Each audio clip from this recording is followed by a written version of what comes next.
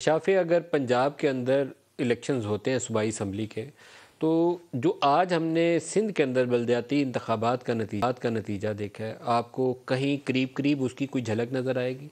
वहाँ peoples party ने dominate किया और दूसरे पे जमात इस्लामी है, और कह लें कि सूबाई हुकूमत ने बहुत ज़्यादा इंतखाबी अमल पे असरअंदाज हुई होगी, प्री पोल रिगिंग की होगी, इलेक्शन डे पे भी असरअंदाज हुई होगी, लेकिन उन्होंने अपने बंदे मोबिलाइज़ किए होंगे। तंजीम पीटीआई की नहीं थी।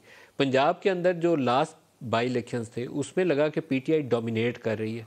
सीटें भी सूबाई की उन्होंने जीती, बाई इलेक्शंस के अंदर 15 सूबाई सीटें जीत गए, और वैसे जलसे देखें तो भरे हुए होते हैं। तो वो सूरत हाल देखूँ तो लगता ही है कि बाकी जमातें तो वाइप आउट हो जाएंगी। क्या नज़र आता है आपको?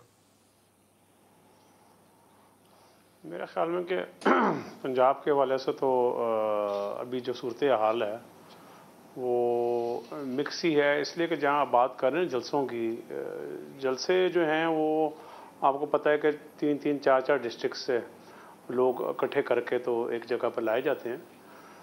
तो बाकी जो है ये बड़ा इम्पोर्टेंट होता है कि इलेक्शन जो है वो फ्री एंड फेयर हो, इसमें तो कोई दूसरी राय नहीं है। जो सिंध के अंदर इंतखाबी नताइज हैं वो फ्री एंड फेयर थे, धांधली हुई, पीटीआई सही से आ रही है, हराया गया, क्या हुआ वहाँ पे? उसमें वहाँ पर तो आपको पता है कि जिस तरह हर इलेक्शन में कोई ना कोई हंगामा भी होता है, ये सारे मामलात होते हैं। बाकी जो वहाँ पर कराची में, सिंध में जो लोगों से पहले इलेक्शनों से पहले बात होती रही है, तो वो तो यही कहते हैं कि जी वहाँ पर जो एमएनएस थे सिटिंग पीटीआई के, उन्होंने अपने टाइम पर कोई डिलीवर नहीं किया। हज़मा बीबी, आप बताइएगा, अगर सूबाई असम्बली के इंतखाबात होते हैं 90 रोज़ के अंदर अंदर, तो आपकी जमात वो रिज़ल्ट देगी जो बाई इलेक्शन में हमने देखा था, 15 नशिस्तें पीटीआई ने जीती थी? मलिक साहब, आप बहुत सीनियर जर्नलिस्ट हैं और आपको ये बात बिल्कुल मालूम है कि बाई इलेक्शंस में और जनरल इलेक्शन के डायनामिक्स में बहुत फ़र्क होता है। और इमरान खान को आपको पता नहीं इस्लामी टच देने की आदत है, और उन दिनों उन्होंने जो है वो अमेरिकन टच दिया हुआ था, जो है वो एक फिनोमेना क्रिएट किया, जुल्म हो गया, हम कोई ग़ुलाम है, हकीकी आज़ादी और पता नहीं क्या क्या। और दूसरा, उन्होंने जो लोग जिन्होंने पार्टी चेंज की थी उनके बारे में एक नैरेटिव वो लेके निकले जिसको लोगों ने कबूल किया, इसमें कोई दूसरी राय नहीं है।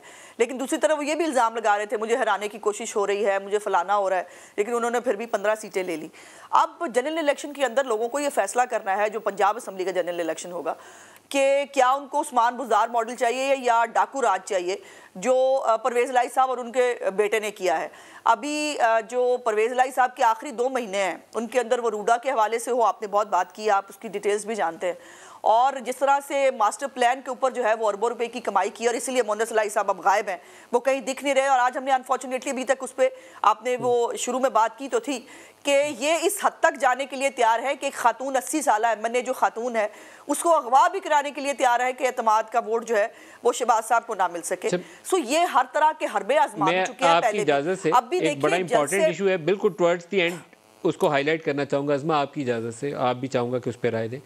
शाहिद असलम एक जर्नलिस्ट हैं जिनको एफआईए ने उठा लिया, और बहुत अफसोसनाक वाक़या है। उठाया उनको इसलिए गया है कि जो जनरल बाजवा के मतलब कुछ टैक्स रिटर्न छपी थी, तो इसने शायद उन डॉक्यूमेंट्स को नूरानी को देने में मदद की। ये मैंने अखबार में पढ़ा कि ये उसके ऊपर इल्ज़ाम है। तो असल तो सवाल ये होना चाहिए कि वो क्या जो तफसीलात छपी थी वो टैक्स रिटर्न सही छपी थी?